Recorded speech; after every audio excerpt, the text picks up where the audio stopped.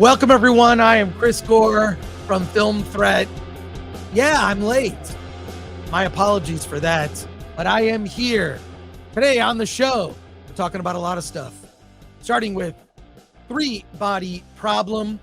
We're talking about that, plus nepotism in the film industry.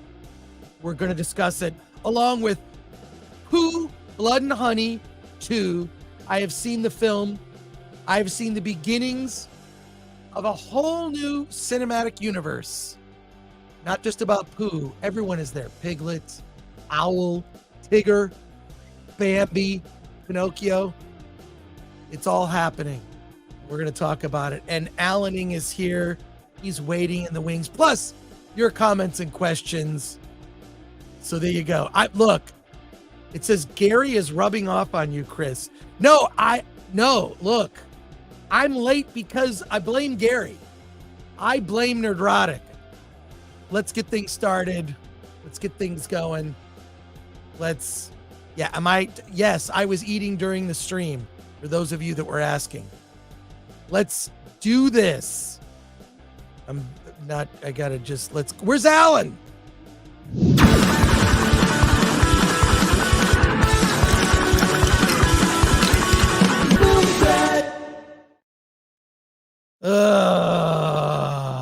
Hey, let's not get derailed. We got so much stuff to do. We got so much stuff to do. Go. You gotta help me.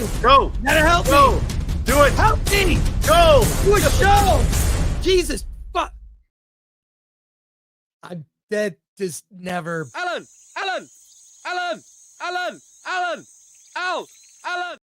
You got us demonetized with one video. Did I really? The last two words of that video. Oh, is that going to get us in trouble? I don't know. Yeah, I think you said it fast, so maybe the AI didn't hear it. Oh my God. That's been a big problem for us lately is our videos getting, I don't know if other YouTubers are having this issue. We've been having this issue where our videos will get not demonetized. They call it limited ads, which basically means you don't make any money. It sounds like it's happening to a lot of people, and it sounds like there's this coordinated effort to start nailing people. I mean, we've talked about Melanie Mac all weekend. It's just weird. It's not weird. I kind of suspected it, but it's there's an attack going on. Yeah, it's unfortunate, but I think it's just changing the algorithm stuff, whatever. Insider YouTube stuff, whatever. Let's see who's here today. Let's go to our comments real quick. And again, my apologies for being slightly late. I was on another stream for 3 hours. So how about 2 more hours of sitting down? Again, that's your going. Again, that's your problem. You were supposed to leave. I gotta, leave early on those things. I'll talk to Gary. I need a little bit of a break in between, just a little bit. So, hey, congratulations on the neuter raid in 43 hours, says Guy Vermectin for 2. Yeah, I don't know are people here from there? I don't know if they are. Hey, and then here we go. Beerosaurus Rex member for 19 months says, I only need 50 more months on the road to 69. And speaking of that, we have a very special guest that has a very quick message. Hello, everyone. This is AI Arnold. We would like you to hit the like button and please subscribe. We need to get the boys to 169,000. Isn't that right, Alan? 69.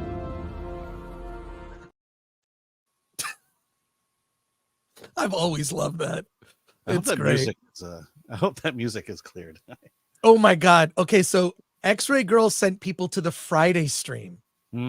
Thank you, Ms. P Coffee. Not to the stream we're actually on. Oh no. Friday will get great numbers then.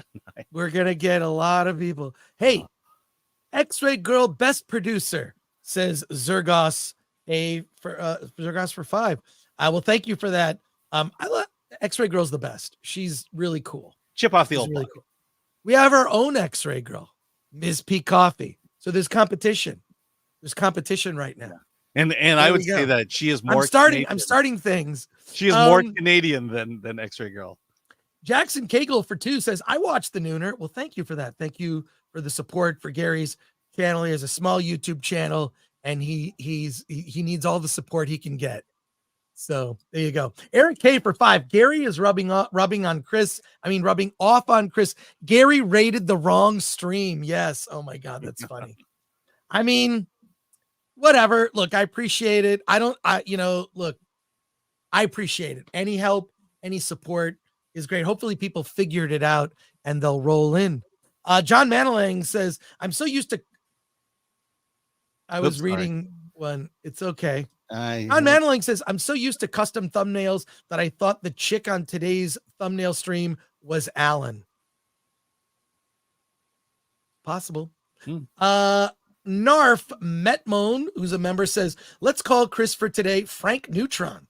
Everyone coming from the Nooner will get this. Yeah, so I was on the Nooner and I said it's hard to get my guy who cuts my hair. He's been cutting my hair for 20 years.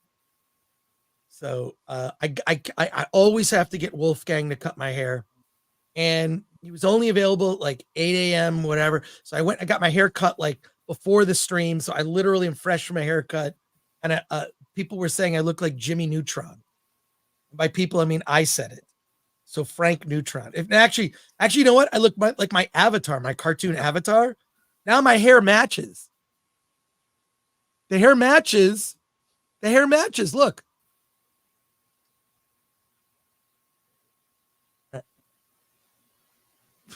Okay. All right. Doesn't it work? There you go. It works great. Yeah, it works. There you go. Cal says, honestly, I quite enjoyed it. It's not perfect by far, but they made some choices that might seem controversial at first. 3 body. Wait, okay, that's all right. I'm going to save that then. I'm going to save anything 3 body related for after we discuss it, which is, by the way, I didn't mention that I have a new sound setup. So let me know if I need to fix Let me know if okay. Should I tell you when we want dumb sounds? No, I'm saying my mic. I changed mics. Okay, so you sound good. Okay, good. Oh, okay, good. I just if something happens, let me know, and then Chat. The chat knows. The chat is always right. Chat. How does Alan sound? We want to know. All right, Alan, you need to talk, Alan. I am talking. Look, people are responding. Sounds good. Sound is great. It's fine. Hey. Robot dues. There you go. All right. Hey, Diddy diddle ? For 5. Hi, hey y'all. Can I crash on your couch for a couple nights? I got some people renovating house. I'm sorry, Diddy. I know you're kind of out and about lately, but yeah, no, I'm sorry. My place is too small. You probably wouldn't want to be here anyways. Alan, you got a free couch for Diddy? No, the question is, did he or didn't? Well, there you go. All right. Lots to discuss today. A lot to discuss. So let's get into it. I want to start with a couple things. Just some little news or just small items that I think will be helpful. I know a lot of people too, they, watch the stream and they are aspiring filmmakers. And I like to throw out resources. This is one, if you are an aspiring, we're going to put the link in the chat to this. And this is this is not the thing I was looking for, actually. Did I do the wrong? I think I did the wrong link. I could be wrong. Let me find out here. Hang on.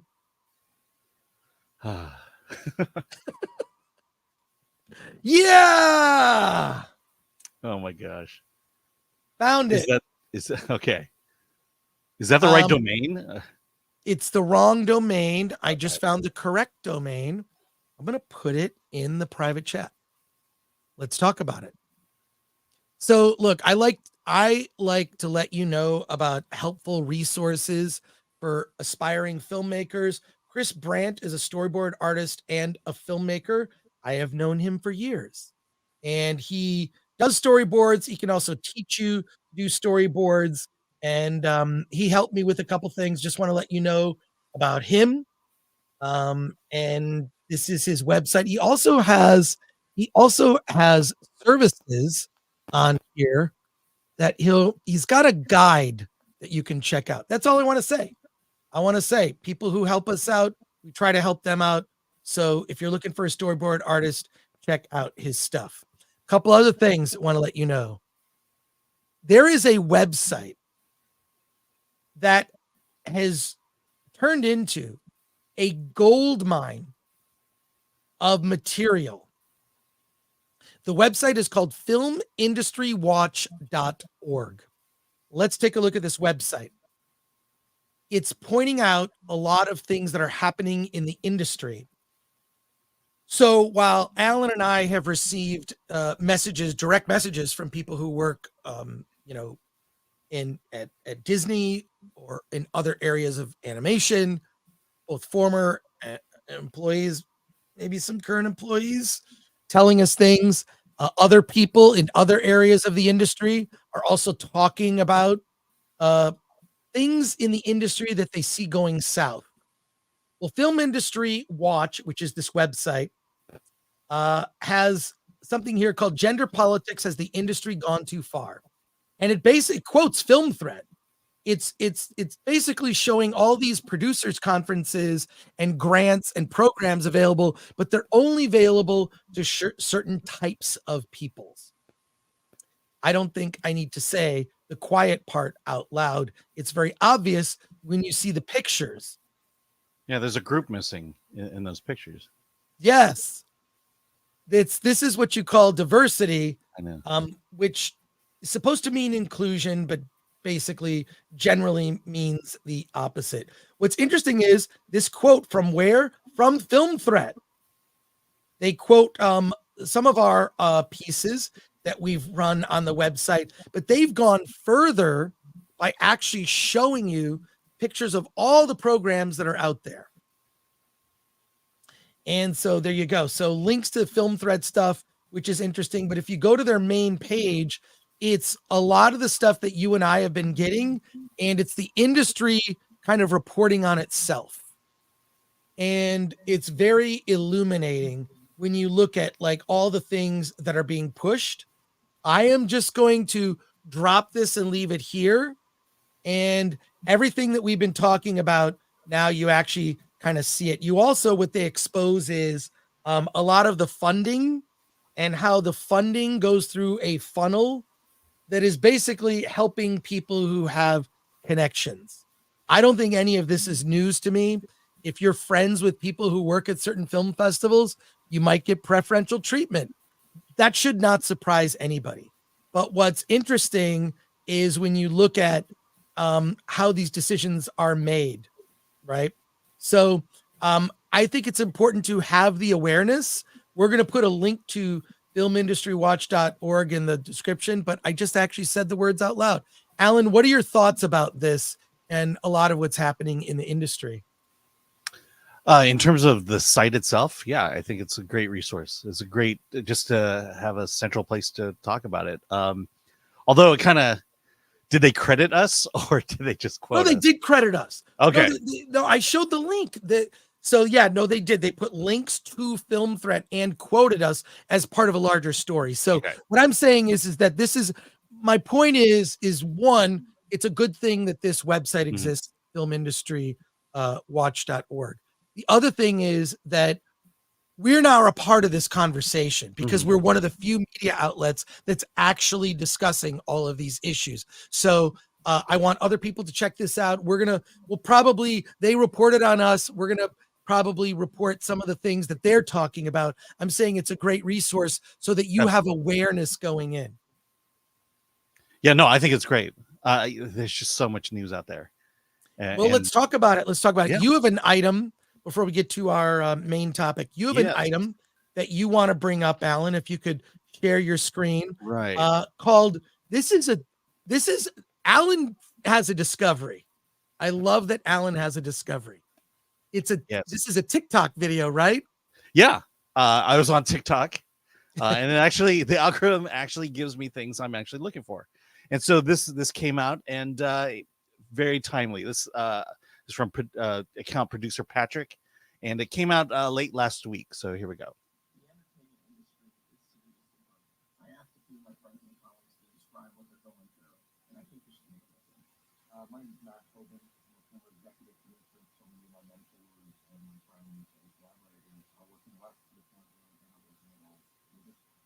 I can't hear it, Alan. Oh, Can you everyone can't? else hear it? Did you share chat? Can you hear it? Can you guys Says hear it? volume up. Here, let me Can't hear. They're saying it's muted. Okay. Let's start this whole thing over. Yeah, like, let me hey, find the TikTok. Just a quick segue here. Hollywood can't seem to find work. Alan discovered a video that he's going to show. The audio's muted, Alan. Everyone in the chat saying, yeah, I know. I need to log into let's see. Or is there an easier? Okay.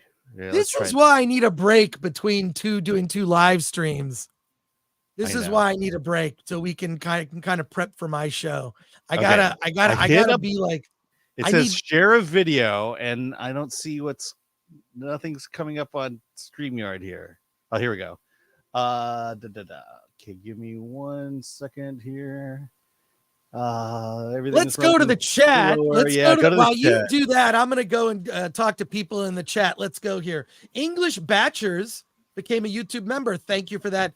By the way, new members get access to our Discord. In addition, don't stop. I think it works now. Stop. Yeah, go now ahead. we're not doing that. Take it off. I know. I gotta go through the chat. Okay. We're gonna reset. We're gonna reset, and we're gonna do that all over again. Take 2. I'm fired up, ready to go. Did you have were you in the middle of a chat? You were reading the chat when I interrupted you. English Batchers became a YouTube member. I want to remind people you get access to our Discord and exclusive videos, including a Q&A I did with the cast of Lousy Carter, a movie I'm going to review on Friday, starring David Krumholtz, recently of Oppenheimer. And Martin Starr is also in that. And I had a quick conversation with them. It was nice. And the Q&A is actually in the members only videos. So thank you for that. Another super chat here from Robert Kearney for $4.99. Have you seen Doug from Nickelodeon? Regardless, ding haircut. Also, Alan, love your movie RE views.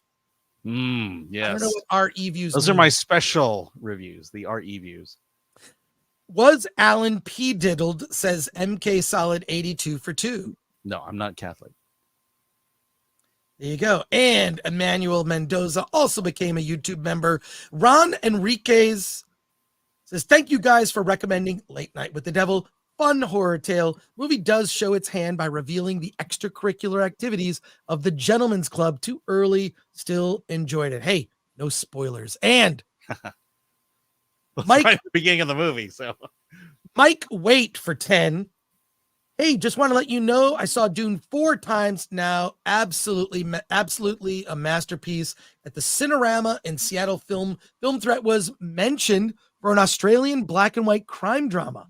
Have a fantastic weekend. Well, thank you for that. And Scott McKenzie, I know Scott from Dallas, Texas. I might be at Dallas Fan Expo. Says, greetings, Alan, Chris, the chat started 3 problem. Member for 17 months. Thank you, Scott, for your support.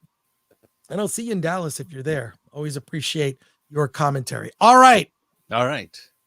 Let's do this. Now we're going to do a reset here. I'm tired because I just did 3 hours of sitting and didn't get to eat. So if I seem a little cranky, it is exactly because of that. I didn't get a chance to eat lunch and I feel like crap. I'm lightheaded and I feel bad. Yeah, I cannot do that. And that's on me. That's me learning a lesson. But let's talk about this, Alan. Hollywood can't seem to find work.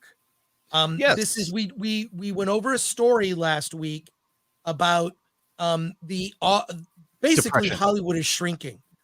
No one is hiring at this time. There'll be one writing assignment and 300 people will apply for it.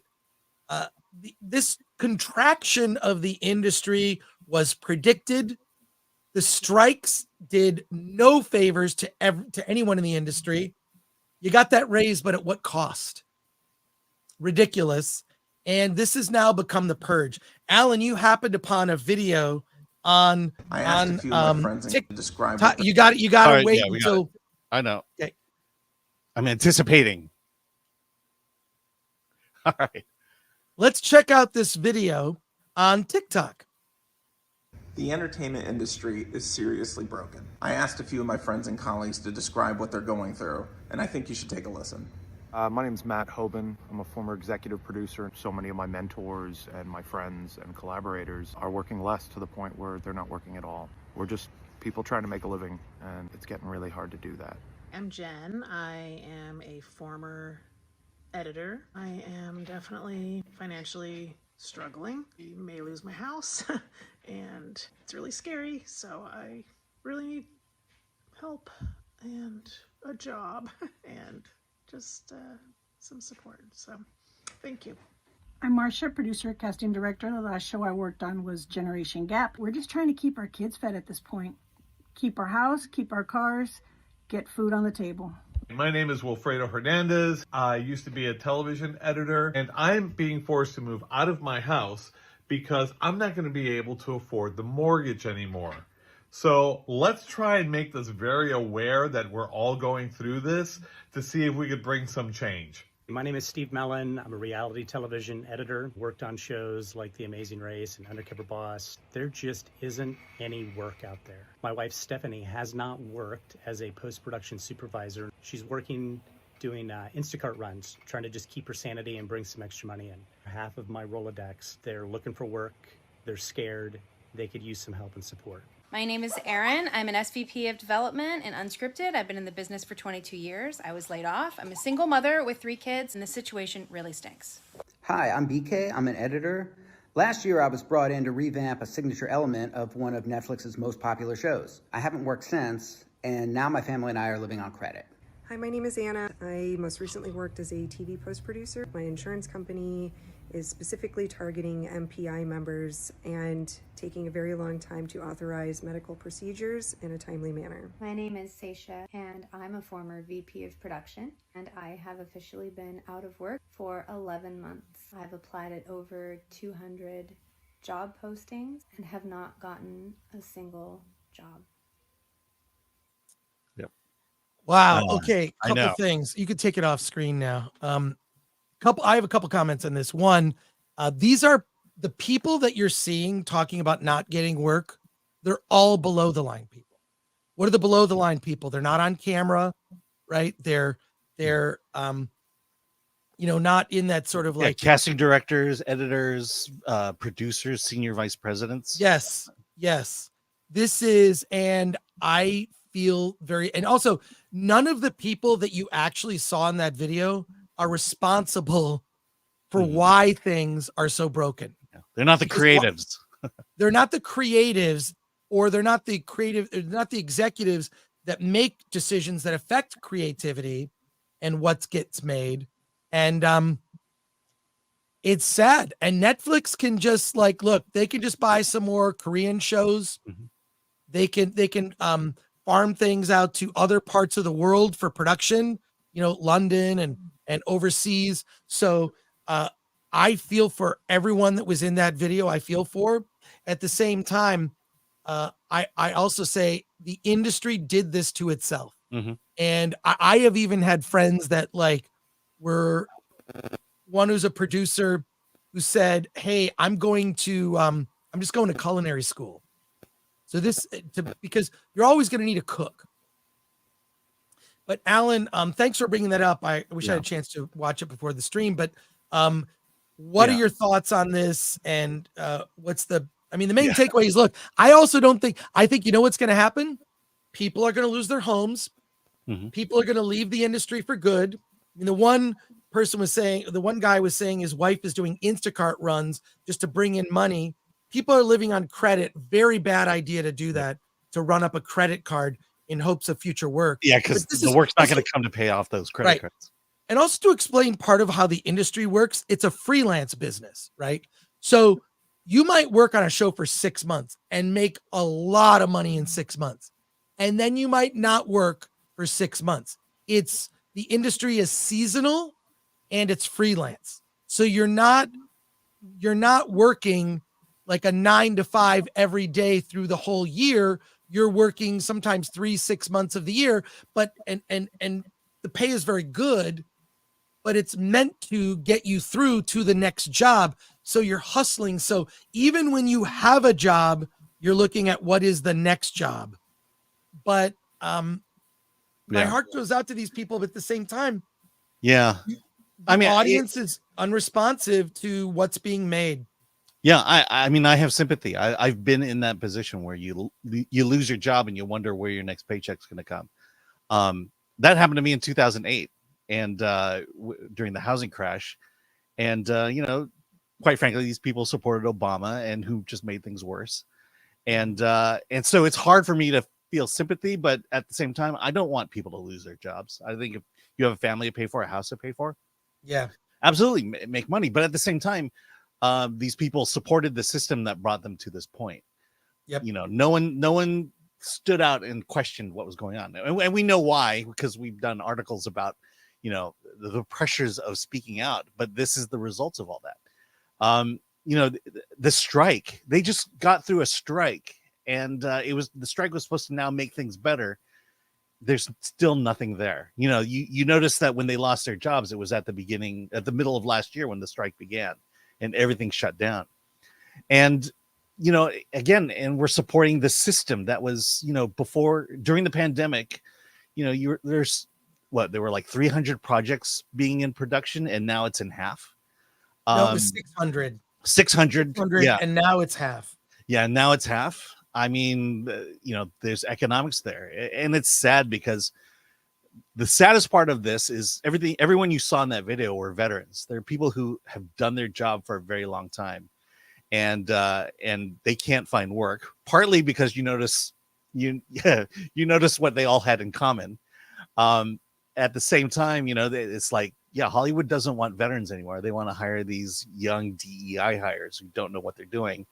And Right. So that just speaks to the quality of the work that we're about to get over the next few years. And it's sad, but we've known this was happening for a very long time. During the strike, we said exactly what was happening, and it's coming to fruition. And so it's hard, as much as you want to feel sympathy, it's hard to have sympathy because we kind of told you so.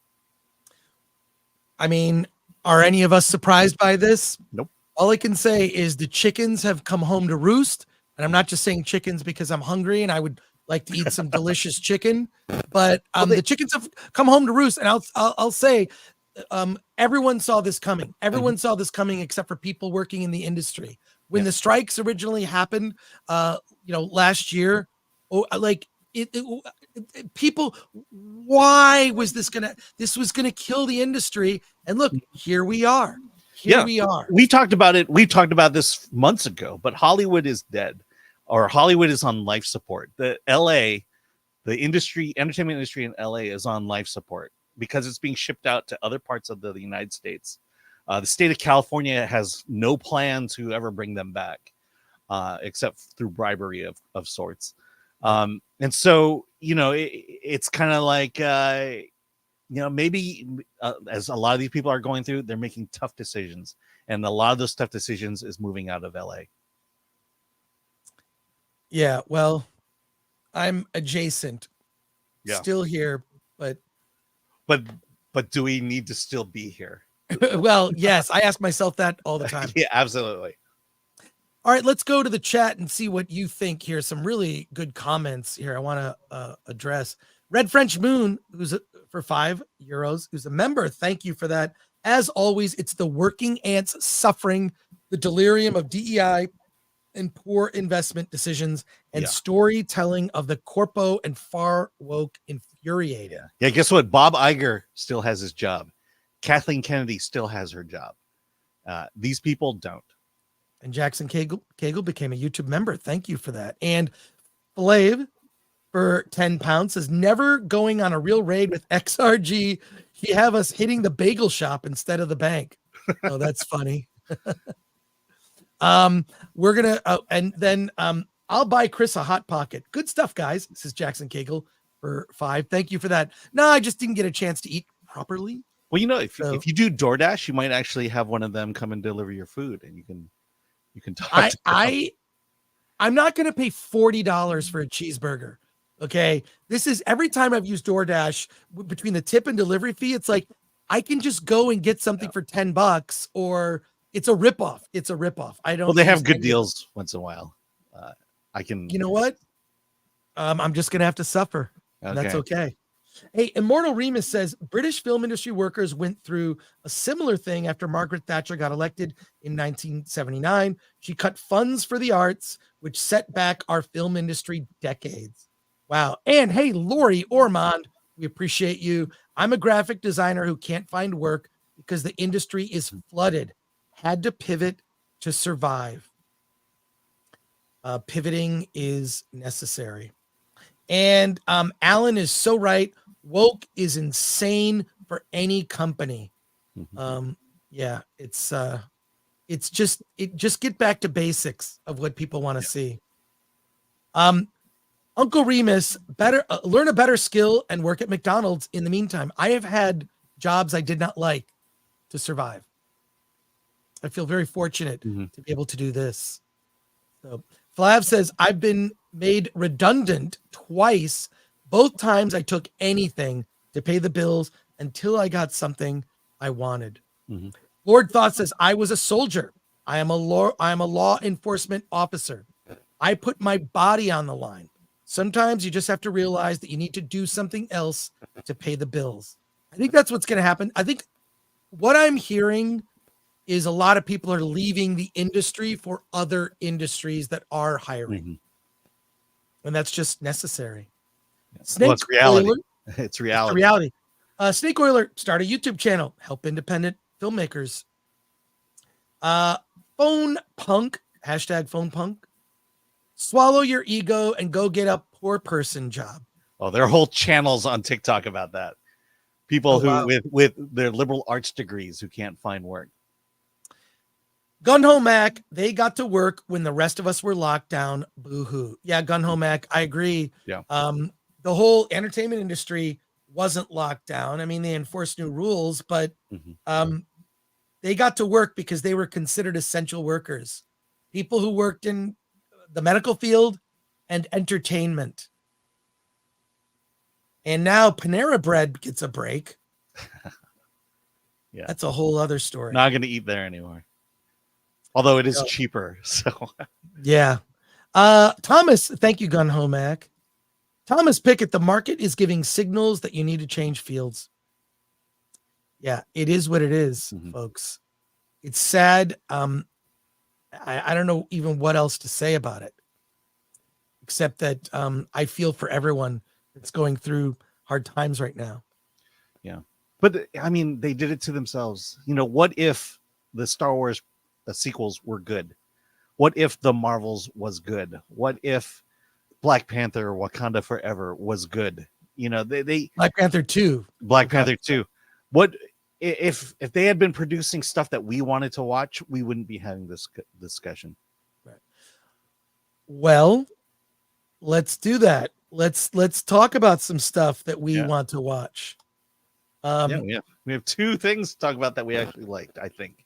Well, we'll see how much we agree. I don't really know Alan's opinion on things until we do the show. Like I honestly do not. Like it's just like I don't know. Like and you spill everything on the nooner. So. Well, sometimes we'll message each other like, "Oh, did you say okay? Well, all right. I'm anxious to hear what you think. All right." So, but let me tell you about something that. Oh, wait, we had a couple last minute super chats come in before we pivot. So just a second here. Let's get to these real quick. Hollywood needs to learn how to weld. Says Robert Kearney for 199. Yeah. Welding is new coding. What is that thing? Learn to code, right? Yeah. Get a skill. Learn to code. Yeah. Learn to wire a house. Yeah. That's because I need an electrician. Have to do. Yeah. So there you go. Let's see this other one. Another super chat came in. Very generous. Thank you, Robert. Another super chat here from Meka Dama for 20. Now they'll have compassion for teachers. It's called freelance for a reason. You're free if you're not working. Actors and writers struck themselves, not for below the line people. We saw this coming. Well, there is IATSE coming up. Mm. IATSE may throw a wrench in things and make it honestly worse. Thank you, Makadama. Yeah. And Diddy Diddle for 5. I like to say that. Diddy Diddle. Hey, Alan. Diddy Diddle. Now is a perfect time for Hollywood to make another I Take Responsibility video. Not me, though. If anyone asks, I didn't do nothing. Well, Diddy, I'll just have to take your word for it. Yeah, that's what we need. Someone in Hollywood to say we screwed up and we're sorry. That's all someone has to do. That's all one of the major studios has to do. Just admit you were wrong. I see some other really good chat comments related to Three Body Problem. I will get to those, but I'm saving them. John Thomas for 10, who's a member. Thank you. Chris, is Sweeney in the sexualized outfit in Immaculate, or was that a meme? That's just a meme. She was not like that in the there is one outfit that's very sheer, but none of the that's just a meme. I don't do horror, so little chance I would see it, but tired of movies denigrating Christianity, hiding behind genre. You got to answer a phone call real quick. So Sure. All right, Alan. So there you go. Yeah, I don't know what to say. I mean, I think that the lead character is very religious. So I see the lead, I see the film through her eyes, Sydney Sweeney's character. But I understand you're feeling that way. You are correct to not trust Hollywood. There's a lot of anti-Christian, a lot of anti-Christianity happening in Hollywood these days. You can poke fun at Christianity or mock it or whatever in all kinds of movies. Nobody bats an eye. And there are other things that you can't make fun of at all. There are certain types of people that are protected. So I don't know. I hear what you're saying. And it's unfortunate when you see it, because there used to be a sort of core morality that we could all agree to, Christian or not, just a core morality. I think that's gone, and it's sad. I don't know if you had a comment about this, Alan. yeah, I mean, the First Amendment is all about respecting people you don't agree with, people who don't believe in, people who are not of the same religion as you. But yeah, I assume as you were talking that Christianity is a fair target, and a lot of that has to do with the fact that it's the religion of forgiveness, and so you're not allowed to strike back. You're not allowed to use the same tactics against your enemy, and you're supposed to forgive. And I think that's why it tends to be a bigger target than most. Right. Yep. I got a phone call. I ignored it. I know. All I'm saying is I feel off today. I need that break. Yeah, you need the break. I need the break to eat something. Yeah. You used to end that show like 45 minutes before. Yeah, 45 minutes is what I need. I can't go any longer. But thank you, John Thomas. Appreciate that. Fing book for 2 was weird watching Cabrini and seeing a nun as a hero. See, there you go. There's a recommendation. Cabrini, a heroic nun. Mm-hmm. That's something you don't see in a lot of movies these days. No. Cabrini, I believe it's still in theaters, and you can watch actually, if you look up on YouTube, you can see the first 18 minutes of Cabrini for free on YouTube. Just the first 18 minutes of the movie is right there. Watch it. If you like it, go to a theater and see it. Support it. You vote with your pocketbook as a customer, and I think that's a way to let people know, hey, more of this. Yeah. I mean, she was an activist in the right sense of the word. She felt a need to stand up for people who were in trouble, and she actually did something about it. She established orphanages. Yeah. She didn't sit there on her phone or at a computer and just troll people all day. Yeah. She actually got work done. Comment here from John, another John Thomas comment. Thank you.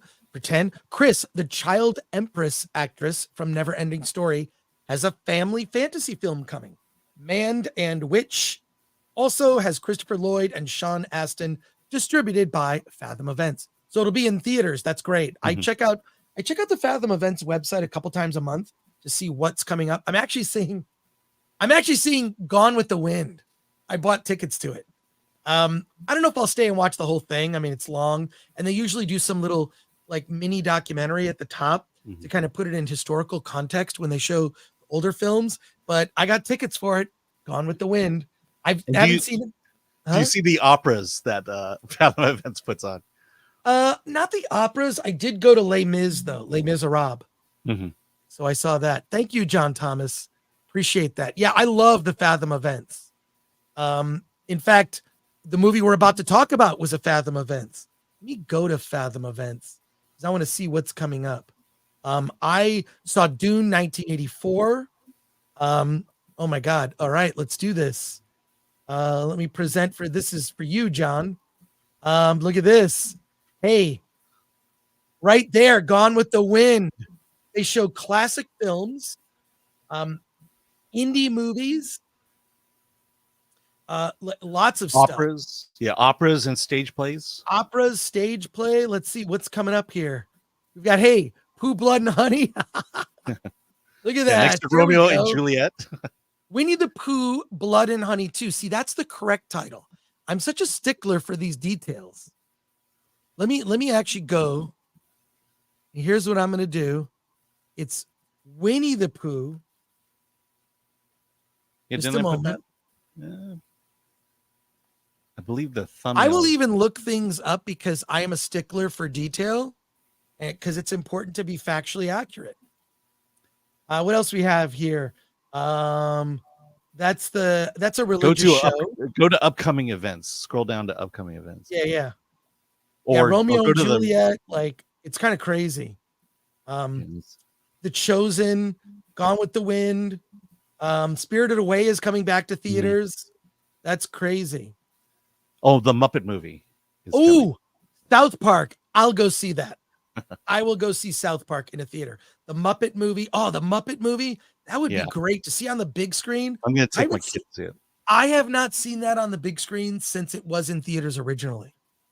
South Park. Look at this. So and there's a movie we've been talking about quite a bit. Keep scrolling down. Yeah, sure. Scroll down. Yeah, right there. Oh, Blazing Saddles. Oh, this is like, wait, tickets are not on sale yet. And we were just talking about this today on the Nooner, The Fifth Element. I'll go see it again. And you know what? Couldn't be better.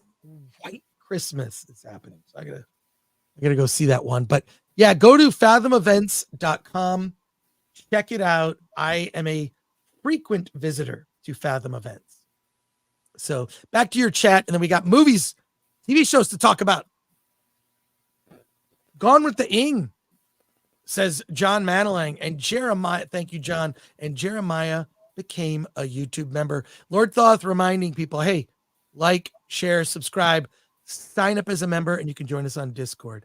And would you pitch horror ideas to David Desmulchin? Says effing book for two. He has his own production company. If you are smart, you start your own production company. My apologies. I don't remember the name, but it has a really clever name. And he does these little, David's smart. He sees the writing on the wall, right? He's an actor who acts, character actor that's in big movies. He's now getting leading roles. He started his own company to develop material for himself. You spot a trend? Yes, that's the way to do it. Start your own company and do something independent. That's the key. That's the key. It really is the key to having a career that lasts a long time in the industry. But the below the line people are the ones that always suffer. And of course, they stood with the Writers Guild. None of the people that you saw on that TikTok were part of the WGA, not one. But David Desmulchin, he's on social media. He makes himself very accessible. I went to an event where he was signing his comic book, Count Crowley, which I bought I don't think I got the whole run, but I got a bunch of whatever the latest few issues were. Really talented guy who you got to keep. This is what I've learned. You can work for the big studios and do that kind of stuff. I don't do that anymore. Okay. And I'm not saying I wouldn't if it was the right deal where I could be myself. Like G4 was probably the last and best gig I ever had. Just the last and best gig I ever had. And doing what I do now at Film Threat is awesome. Like, I love it, and I'm very grateful and appreciative. We built an audience. And I love talking to Alan every week. And we chat every day, but we don't actually physically talk like we're talking now. A lot of it's business. A lot of it's business and boring stuff. By the way, I think it's Bootleg Universe. I think that's his production company. Is it Bootleg Universe? You can look it up. But he's on social media. Follow him on Instagram or Twitter. He's he's smart. Like, he'll do the big stuff, but then it's like he's going to develop his own projects where he can then make himself more the center of that project. He was in Oppenheimer. And I mean, there's a reason he got hired for Oppenheimer. He was in Dune. He was in the first Dune. He's in Dune. Peter de Vries, originally played by Brad Dourif in the, in the David Lynch version. But you keep a balanced career. You've got your own projects that you develop, and you do your studio work. I think what happens with a lot of people in the industry is they'll work for a company and get used to that money. Mm-hmm. Get used to the regular gig. When I was at G4, it was nearly 8 years consistently. I was freelance at the beginning. Eventually they brought me on full time with other duties. And I was there almost 8 years at G4. Most of the people that I work with at G4, the younger producers and whatnot, writers, it was their first job they ever had, and probably will be the best job in entertainment that they ever had. So, yeah. And as pointed out in your documentary, it was probably the last gig you had that let you be you, that didn't tell you what to do or what, there wasn't a hawk watching you constantly about what you said. Previous to that, I did shows for FX Channel. I did shows for Stars. I did shows on E. I did shows on, why am I spacing on the IFC. name? IFC. Alan, I'm hearing a little crackle. Okay. Really? Hearing a crackle. Okay. Is the chat, you hear the crackle. But look, you can reach out. I think it's always good to go, if you want to reach out to any talent, always try to go professional route first. Mm-hmm. But you can also reach out on, if you're doing an independent project, you can go to sagindy.com. Let me go to it right now because I want to actually help people out on this. Yeah. Let me just say, last Late Night with the Devil was pitched to David Dastmalchian by a pair of brothers from Australia. And I believe they pretty much went through his management, but you can pitch things to him. Yeah, here we go. Look, I feel like whenever oh my God, there were a lot of super chats here. We haven't even gotten to our main topic today. Please be patient with us, guys. I was eating an egg bite and I've had water today. Here's what happens. This is sagindy.com. That is the word, SAG-Indy. We'll put the link in the description. This website tells you how to hire SAG actors. I used SAG-Indy when I made a film that I'll actually be putting out called My Big Fat Independent Movie. I hired Clint Howard. I hired Bob Odenkirk. I hired Paget Brewster, and they were in my film. Now, SAG-Indy contract is different than a SAG contract. It allows you to hire SAG talent at a reduced rate based on the size of your budget. So if you are a filmmaker, become a signatory. How do you become a SAG signatory? Here's the process. And then you can hire SAG actors. Okay. And there are different ways to do it. Micro budget, student film agreement. There are other types of agreement. This organization, which is sort of a subsidiary of SAG, exists because actors want to work. Mm-hmm. Actors want to work.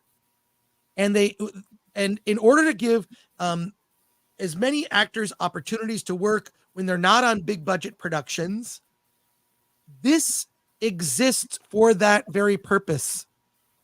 So use this as a resource. That's what they were doing during the pandemic. During the strike. during the Yeah. strike. Yeah, you could look here. The contracts are on the website. You can literally download the contracts. It walks you through it. You can call them. Okay. You can call them and ask them questions and say, well, how do I do this? Right? How is this? I'm trying to figure out. I want to get a big SAG actor in my movie. How do I connect? Okay. It's all there. Contact SAG Indie. They want actors to work. They're there to help you. I'll tell you this, they helped me when I made my film, and there you go. So I'm just passing it along, folks. Yeah, Kevin Appel wants to know how about the Film Actors Guild? Similar rules? Nicholas Vargo says, Chris, your FX show was on one of the biggest influences on how I look at film, which is what made the reel so awesome to see a few months ago. We need to bring that show back. That was a show called first of all, I did a show. One of these days I'll just show clips of like me from 20 years ago just to laugh at. We'll kind of, because I'm pretty much the same in terms of my attitude. Appearance, though. My hair's gotten a little more silver, but I had silver hair back then. You just never saw it on camera. Yeah, thank you. So I did a show. I did a segment for a show called not The Man Show. It was The X Show, which was kind of a ripoff of The Man Show, but it was done on FX. A different, obviously, Mark DiCarlo was one of the hosts, whatnot. I was the movie guy. I did a segment called The Gory Details, and it was like 5 minutes of me giving little movie reviews. I just read reviews that I wrote which were on the teleprompter. I was always doing jokes. I was trying to make people laugh, talk about the movies. Then they're like, hey, we like this segment. Why don't we just make a whole show where you can do that? We got one of the producers from Politically Incorrect came on to help with it. So we kind of had a format that was similar, but talking about movies. And it was a lot of fun. Lasted like 6 months, but I got to do a lot of fun stuff on that. Nicholas, I'm happy you even remember it. There might be clips on YouTube. Just look up New Movie Show and my name. You might find it. So there you go. I've even got, let me just for a second, I'll show you. Okay. In my pile of stuff behind me, I actually have, oh my God, I can't believe it's here. I'm gonna ruin my setup here, but it doesn't. Here it is. I have one last thing here. Here it is. Put me full screen, Alan. It's Reviews Aplenty. Free t-shirt inside. This was one of the things that they were promoting. And this is a way that they use to promote it. It's kind of clever here. Gives the ingredients. And it was the show that I did on FX. And there's a t-shirt inside with the logo. I have not opened this. So there you go. Reviews Aplenty. Put it right here. There you go. Yeah, so thanks, Nicholas, for even remembering that. I'm surprised. Other comments here. WW. What's up, bro? How you doing? Just became a member. Thank you for that. Ken Bogus, member for 20 months, says subscribe, become a member, join us on Discord. That's it. Thank you for that. Mr. Buttcrack Media. Hail Chris and Alan and the chat. Thank you. And Nicholas Vargo for $4.99 chat says, got to see South Park in 35 millimeter back in January. Great to see it on film for the first time since its original release. I remember when that came out, audience howling. I will see it again. And Mexican Iron Man gifted 5 Film Threat memberships. Thank you, Mike. Big supporter. God, I love Mexican Iron Man. Always there to help out. Geek Truth 64 member for 11 months. 40th anniversary, Never Ending Story Fathom event. I'll be at that one. Some of these movies, like I haven't seen in theaters since their initial release. I just want to see them on the big screen. Like Dune 1984, I haven't seen since 1984. I mean, I've seen it many times on DVD, but what can I say? John Thomas for 10. I saw Casablanca and Singing in the Rain through Fathom. Casablanca is my favorite movie, period. Yep. I truly gained new love for both. Seeing them, I've seen both of those on the big screen, and they're both in that postage stamp aspect ratio as well. Yes, they use what they call 4:3. It's Yeah. 4:3 aspect ratio, which is how movies were shot, right back in the day. And I also saw Wizard of Oz, and it had a little mini documentary at the beginning where it was Leonard Maltin giving you some historical context to Wizard of Oz, the troubled development, the recasting, how much that movie was. I mean, that movie was, they were working on it for a long time before it finally came out. Yeah, Fathom Events. I would not survive without Fathom Events. And final member for 10 months, the Icelandic Filipino. I'm going to get canceled for pronouncing it that way. Says, Liva la Iceland. Thank you for that. Appreciate it, Icelandic Filipino. Appreciate that. All right. It's time to talk about actually review something. Yes. We got off to a bad start today. We're only an hour in. Hey, please call me if it's 30 minutes before show. I have to be off the nooner. I need a break. I need to get water, coffee. Yes. Something. All right. Not sure how much a phone call will help, but I'll do it. That's true. Hey, I do want to mention that our show is sponsored by Criticless.com. Go to Criticless.com.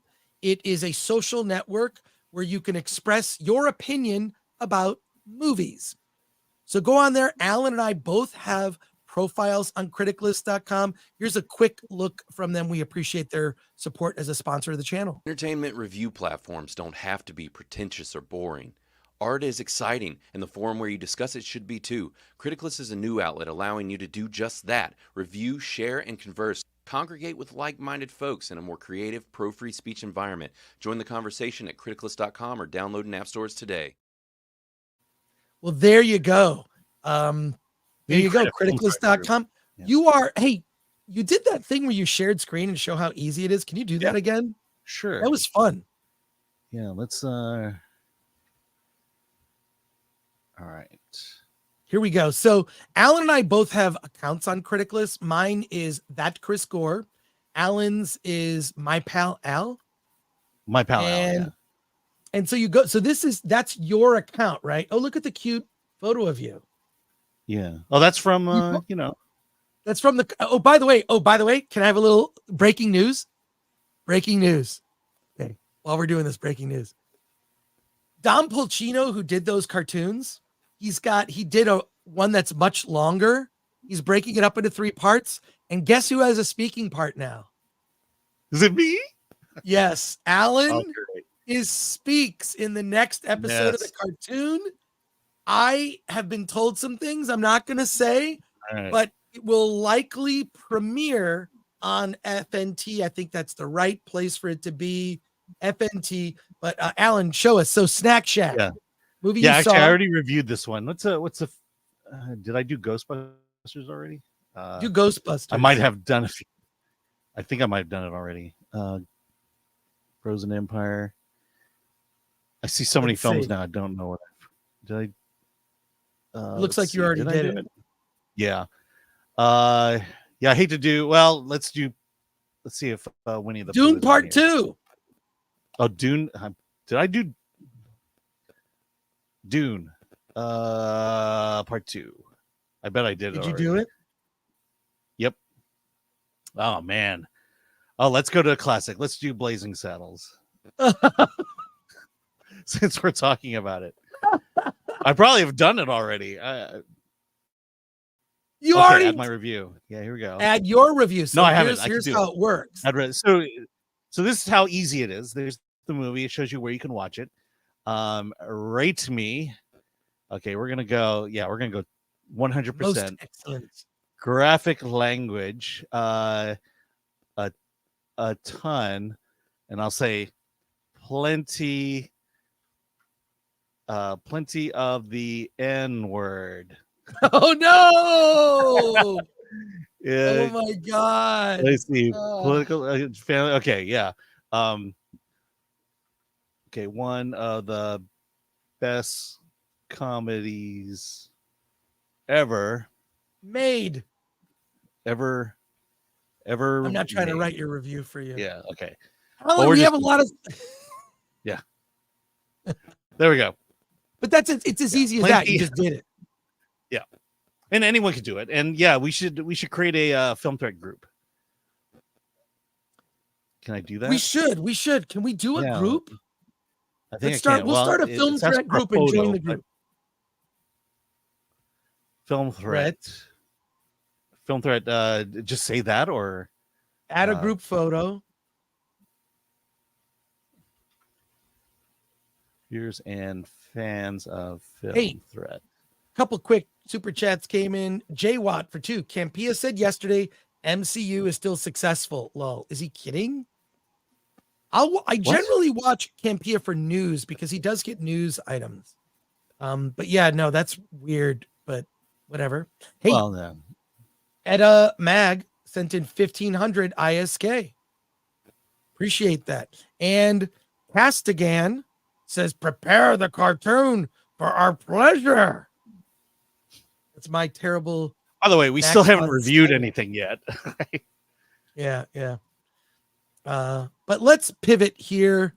We're going to pivot really quickly. Pivot! Pivot! Pivot! Pivot! Let's talk about a film that I saw, Winnie-the-Pooh, Blood and Honey 2. It is a film that is produced by a group of British filmmakers who have ambitiously taken advantage of the current situation with regards to the rights to A.A. Milne's Winnie-the-Pooh children's book series, which of course was brought to life by the wildly creative people at Walt Disney back in the day. This is a horror film, okay, and it is hardcore horror. We recently interviewed the filmmakers on a live stream. I had not seen the film at the time of the interview. That interview, by the way, is archived on the Film Threat Interviews channel. Check that out. But now I have finally seen Winnie-the-Pooh, Blood and Honey 2. It's a simple story. A series of murders in the 100-acre wood, the 100-acre massacre, as it's being called, has occurred. We now cut to Christopher Robin. He's grown up. He works at a hospital, but people suspect he may have had something more to do with those murders. What happened in the 100-acre wood? A murderous Winnie-the-Pooh killed people. That's what happened. And we see Christopher Robin now, who's now being pursued by his old childhood friends. But there's a twist. These characters are not what they seem. I don't want to give it away, but there is a reason that Piglet, Owl, Tigger, and Pooh have become these disfigured versions of themselves. We finally get to the origins of why they are the way they are and why they kill. And let me just say this. This was not an exaggeration when the filmmakers told us that, oh, there are about 70, it's about a 70 kill count. Yes, I stopped counting. It's got to be at least 70. This movie is so, right now, by the way, the last I looked on Rotten Tomatoes, Alan, if you would look on Rotten Tomatoes, it was 100% on Rotten Tomatoes with, I think, like 7 critics reviews. That's crazy. Now, the first movie was okay. It was okay. It was just dumb in concept. They had a different guy play Christopher Robin. I don't know that the acting was as good as I would have liked, but this movie, much better story, better. The guy who plays the lead, who we interviewed, who played Christopher Robin, does an amazing job. It's actually emotional because you find out a tragic event that happened when he was a kid that led to where we are now in the story. There are characters you actually care about in peril. It also is over the top. And in one of the best scenes, I have to give them credit. There's a scene at a rave where a lot of people get murdered. I mean, a lot. So you've got body count is high. Okay. The body count for this movie, 70 plus. And the kills are the kills creative? Yes. The kills are different every time. They're really weird. Owl in particular is so I don't want to ruin anything. Owl is horrific. It's really Owl and Pooh own the movie along with Christopher Robin. And this is just the beginning, because as part of the Fathom event that I saw, which it's playing for the next couple days, look up where it's screening for Fathom events. I had to mute you, Alan, because of the crackle. Okay. But yeah, it's still playing. You'll still be able to see it, and who knows, they might extend the run like they've done for other horror films of this type. They did a little preview. This is just the beginning. Winnie-the-Pooh, Blood and Honey 2. They're making a Pinocchio horror film. They're making Bambi: The Reckoning, and I saw the teaser trailer for Bambi: The Reckoning, all leading up to the Poohniverse, which is going to be Bambi, Pinocchio, and all the characters from the 100 Acre Wood in an Avengers Endgame of fairy tale horror. This is the first. Also, by the way, AMC or these theaters, they don't show trailers before these Fathom events. It's my one complaint about Fathom events. The movie just starts. And a lot of people get used to the fact that you've got 20 minutes at the top for trailers. So you can show up a little late. Do not be late to these screenings. Okay. So we saw this little 10-minute preview of what's coming from the studio. They did an amazing job on it. This is heads and tails above the first one. The first one was a gimmick. This is a good, solid horror film. If you like, this is beyond a standard slasher. There are more elements to it, and I don't want to discuss why the story has deeper layers. Just you're going to get that about midway in the film, and it's worth it. So I am giving a strong recommendation and a warning for Winnie-the-Pooh, Blood and Honey 2, because it has a lot of blood and, shocking, Alan, you're going to love this when I tell you, a lot of bare breasts and a lot of nudity, especially in the rave screen. The rave scene is just basically a bunch of half-naked women running around screaming being murdered. I did see it last night, by the way. You did? Wait, I thought you didn't see it. No, I said I was going to see it Tuesday because you were going to see it Wednesday. But okay. But no, there are not a lot of bare breasts in it. What's that? There are not a lot of bare breasts in it. Yes, there are. are. There are nipples. There are nipples. But Alan, disagree. I saw the same movie. Sorry, we saw the same movie. We saw the same movie. Maybe mine was the more tame version, but there were. It's okay. It's okay. What are your thoughts? Okay, you heard what I think. What do you think? Well, I remember when you reviewed the first one, and you were not kind to it. It was not. Basically, it was not very. It was good. Okay. It was fine. And so when I watched this one, it was like, okay, it's actually pretty good. You just go in with the fun for the fun of it. It's not meant to be serious. It's just if you want to see Winnie-the-Pooh and Owl kill people, you're gonna get a lot of that today. And I appreciated the credits where there's 2 blocks of credits of the ravers who died. Right. Yes. It's like, all it says is long list. It's just this people. long list. It says raver. Not even they all raver died. number 1. It was pretty gruesome. I was watching it, like this a lot. But I had fun. I mean, again, it's a parody of Walt Disney Winnie-the-Pooh, and I'm all for it. I don't know that it's a parody. It uses the characters but the references, they have to be careful. A few references. Right, but I'm saying watch the interview that we did with them on the interviews channel. They do have to be careful. They have to be off design, right? It's got to be off. But the other thing is they could do anything that's in the books, in A.A. Milne's books, because those are the public. Those are public domain. Oh, the fact that they could make this movie, you could make a Winnie-the-Pooh movie, is the reason they could do it, and why it's in public domain. They just can't do Disney's version of it. And so, they're dancing around it. There's parody involved, so they can get away with, a design much closer than what you would imagine. And they get it pretty on. Yeah, Tigger was kind of fun. Oh, was I not supposed to mention that? No, Tigger's kind of a surprise, but no, I think it's in the trailers. They talked about Tiggers in the movie. Mm-hmm. Yes, So, lots of Tiggers. Just I didn't expect it to be as bloody as it was. I didn't expect nudity, and yes, there's nudity, Alan. There's not. There's nipples. There's no nudity. I can't believe that you're parsing it out. And the other thing is, no one is safe. No one is safe in this movie.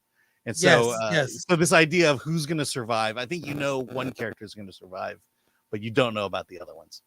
Well, here it is on Rotten Tomatoes. It's up. It dropped. Audience score is 83%. Now that yesterday we looked, it's 100%. It was 100% yesterday on Rotten Tomatoes. It's still fresh at 63%, 83% audience score.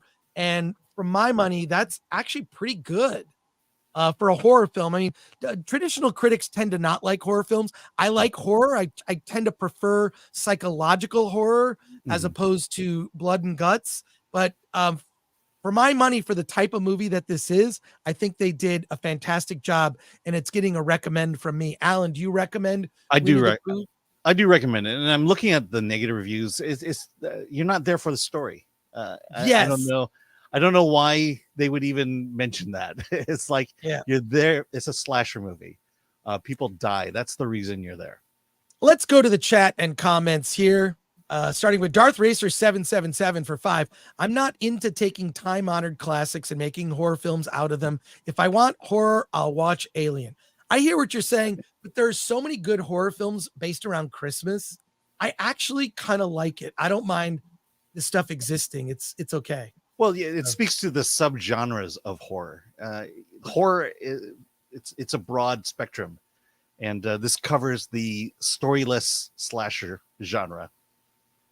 Southeastern Kaiju, who's a member for 5, says, Chris was eating chicken tenders in the truck on my way home and listening in on your foodless plight. They were pretty good. Thanks. Oh, I'm so hungry. I'm dying. So I shouldn't mention the leftover prime rib I ate before the stream. I don't even have any Kevin Apple, do we need to see the first Pooh movie? Actually, you do not. It's the events of the first movie are mentioned in this movie, and honestly, the first movie is just a gimmick. It really is a gimmick. It was a race. It was a race to be the first to put out It was a race to be the first. They were the first. They planted the flag. They built the brand. Now it's a straight up. They're building a franchise. No. Hey, kudos to them because this could have been much cheaper and worse. Yeah. The second movie is heads and tails above the first one. Yes, absolutely. Pooh number 2. That's the one. Pooh number 2 gets number 1 in my book. Yeah. So there you go. All right. Time to pivot again, and thank you for all the generous super chats here. I might use it to buy some food. So there you one go. Just came in. Did you want to grab that? Oh yeah. I'll grab that real quick, and we're gonna pivot, folks. We're pivoting. Nope, that's about 3 body. Anything about 3 body? No. Here, this one. Darth Racer 777 for $5. I'm surprised Alan, a Christian, would like slasher films. I don't like slasher films. I liked this slasher film. Well, I mean, look, they're good. Like Halloween, the Halloween films. I mean, they're the first one is the best with Jamie Lee Curtis and PJ Souls. Never forget PJ Souls, by the way. I love the first Halloween. There are types of films like this that are artful. I don't know that this is artful, but it was fun. The audience we were with, I'm not going to ruin it. There is a great line that is spoken at just the right time and got the audience just applauding. Everybody walked out of it like with a WTF look on their face. Everyone had a good time. But thank you for that, Darth Racer. Appreciate you. All right. Time to pivot again. Here. Prepare her for our pleasure. What was that even about? It doesn't make any. Yeah. It doesn't make any sense. You can read these questions if you can't see them.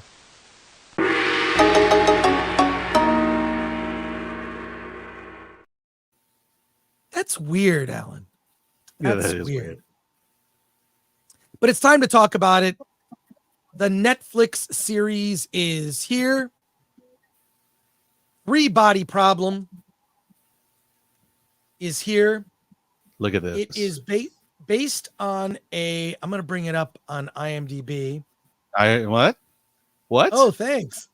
Yeah. Wait, I can't read I know. Here, you do yours. I'll do mine. Okay. But you can have it there. Yeah, I don't know. Three Body Problem is on Netflix, 8-episode series about a mysterious signal that is received from outer space after a project, and there are multiple projects around the world. This one in China happened to actually receive a message which said, do not reply. Do not reply. Do not contact us. And in the anger of a young woman who suffered during the Chinese Cultural Revolution, she saw her father become a victim of that cultural revolution. And in her anger says, humanity, we deserve it. Come here. Come to the planet Earth. I'm not going to get into spoilers too much. Basically. What's that? Invade us, basically, is what she's saying. Invade us, basically. Yeah. But an invitation to invade us. Sure. Come on. I'm not going to get into too many spoilers at the top here, and we will give you fair spoiler warning. I have seen all 8 episodes. Let me tell you about the things that I liked, and Alan, I want to hear same from you. There are solutions and answers that are actually given to all of the mysteries. Not everything by the end, but a mystery will be revealed, and then that mystery will be a mystery will be introduced and then revealed what's behind that mystery. I was riveted. On the negative side, there's a particular character, Augie, who I thought I did not like her character. If you're looking for cringe or anybody that would accuse the show of being woke, it's because of that character. I don't think the show is overly woke. I think sometimes people can read a little too much into it, but just watch Wandering Earth Part 1. It's a fun ride. Alan, what did you think of Three Body Problem? Yeah, I enjoyed it. It's long. Yeah, I just finished it like literally 5 minutes before the live stream, which meant 20 minutes before you came on.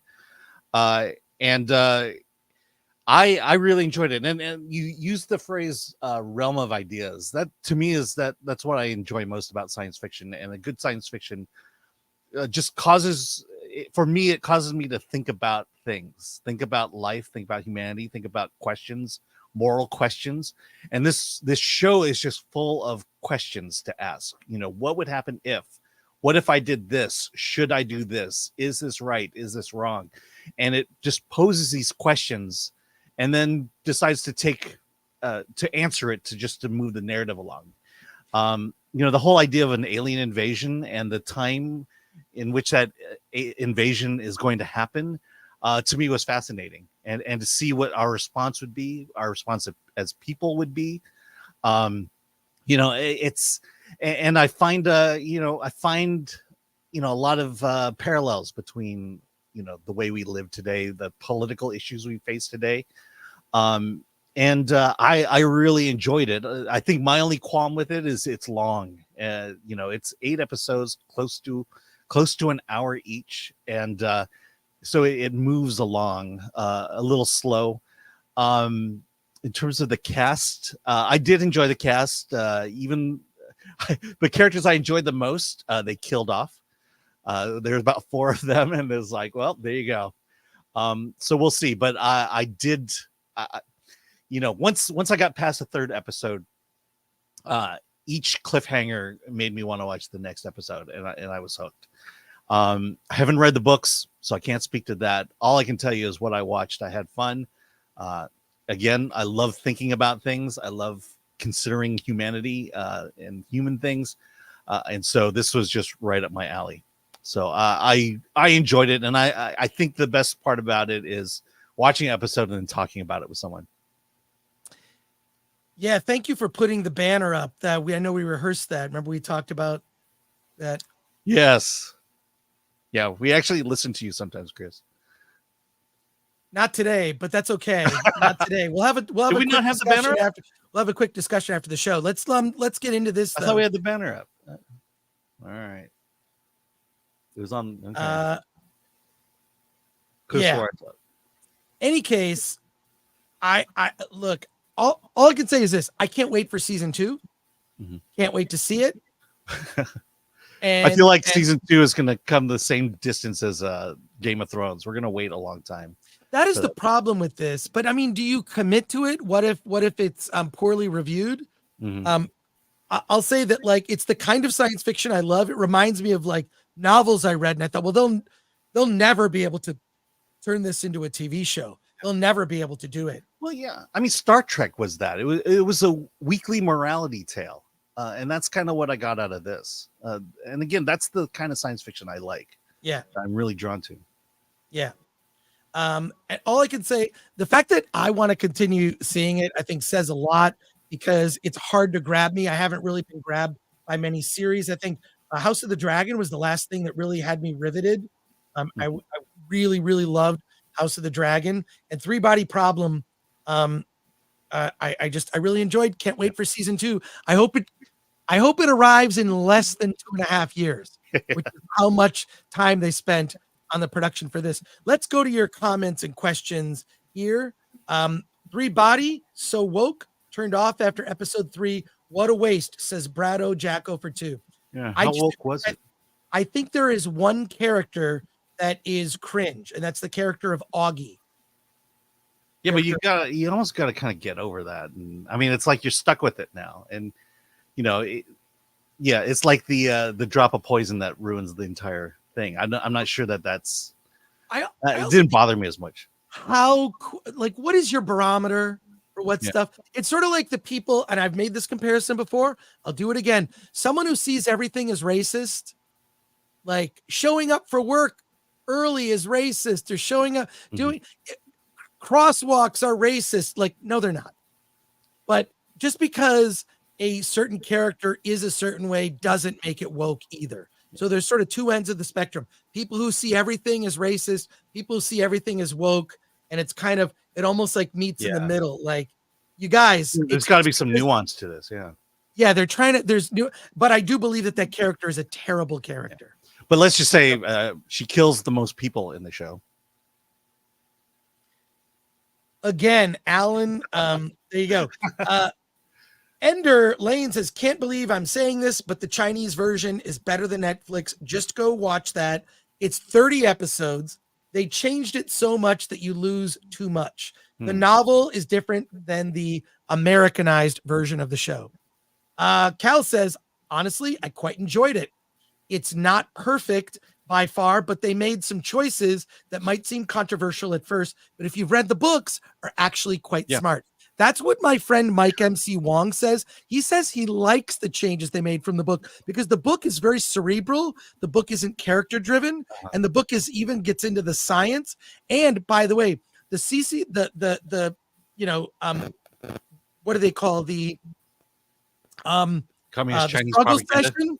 The struggle session is buried in the middle of the book so that people don't notice it. But it's the very first scene in the American version of the TV show, which I thought was very smart. Yeah, I don't think it makes China look good. I mean, to say it's propaganda, Chinese propaganda, they kind of come out as the bad guy in all this. Judd Goswick says, how much CCP propaganda is in the books and show? I don't think it's very anti-cultural revolution of China. Yeah, it's critical of the Cultural Revolution. It's critical of the CCP. Mm-hmm. So it's critical. And the books are more subtle in its criticism. Let's just say that. Augie was annoying, but she's going to take less and less space in the following seasons, says Cal. That is good to hear. My least favorite character. Really did not like her. Matt Bookish Bastard says phonetically it's pronounced Shishin Lu. Mike MC Wong says, yep, the auger character as a dude is nowhere as annoying. And Mike MC Wong goes on to say the 10-cent versions drag and added a lot of extra stuff that is boring. I cannot finish it. And Barton Bella says, don't forget the author is from Hong Kong. Interesting. There you go. Is he still living there? Is he living free in Hong Kong? I don't know. Any final thoughts, Alan? Yeah, I said it all. Again, I love science fiction that makes you think. Even if I don't agree with it, I love this wrestling with humanity and what it means to be human.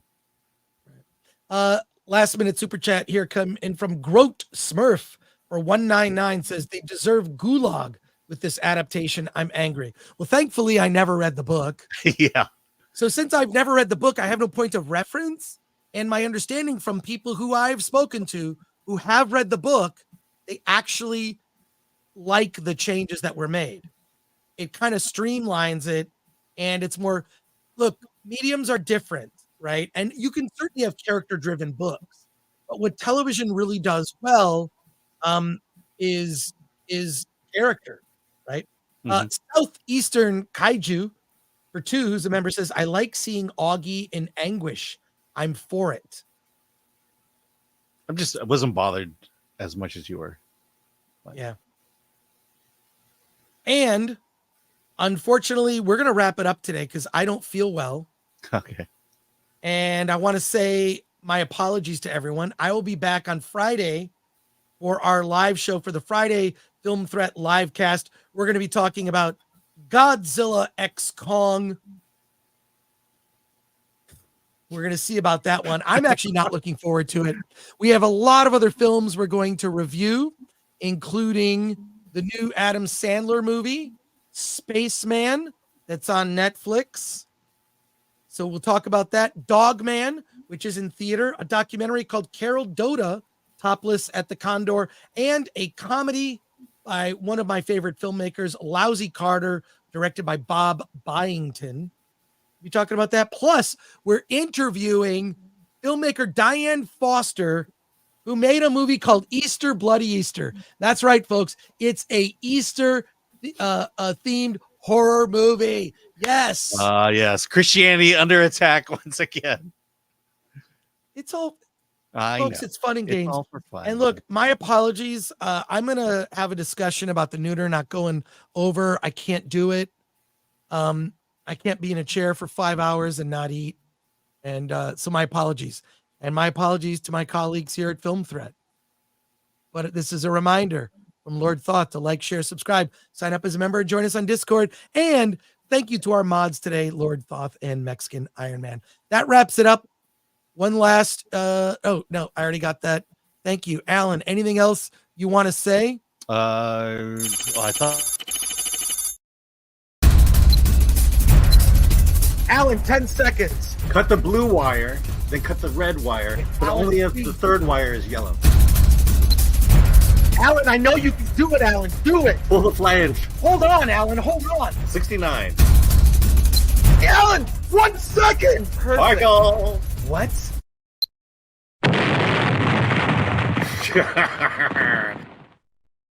We haven't showed that one in a while. That one, classics. That's a classic one. You can see both of our like old backgrounds. Yes. All right. Thank you everyone for tuning in. We'll be back on Friday and Monday. I'm at WonderCon on Friday. Are you at WonderCon this weekend? Oh yeah, I forgot to say we were going to talk about this. Yes. What could someone be doing while I'm talking about this? Well, I don't know if you still want to talk about it. Since it was that thing. Oh, now he figures it out. First of all, I'm the one who brought it up, so someone else should have brought it up who wasn't talking. We're just talking, man. I know. Hey, Alan and I this weekend, we will both be at WonderCon on Friday. WonderCon in Anaheim, California. I have no panels. But I see that Bill is doing a panel on Saturday. We should drop in. Yeah. Oh, is he? Interesting. Are you doing any panels, Alan? No, I'm not. Alan and I are available to do panels at WonderCon.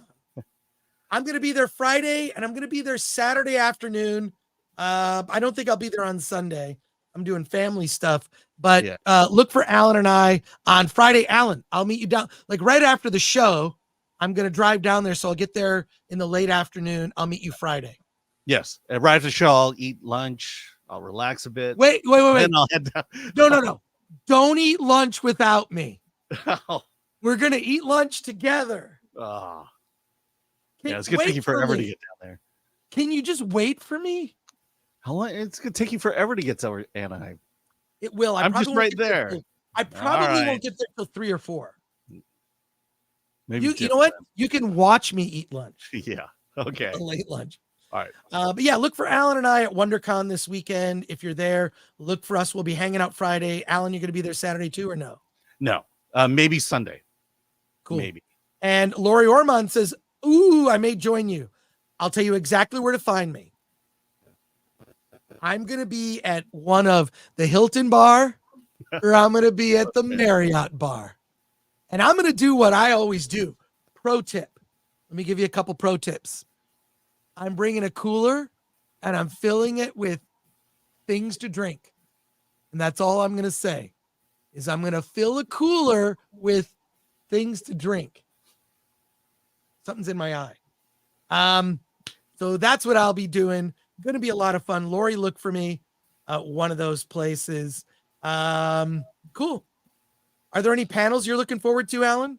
I haven't even looked. All I know is I'll be there Friday. That's what you call show prep. Yes. And there you go. Alan? I was holding out for the chance that we might get a panel, but we didn't. So let's get out of here.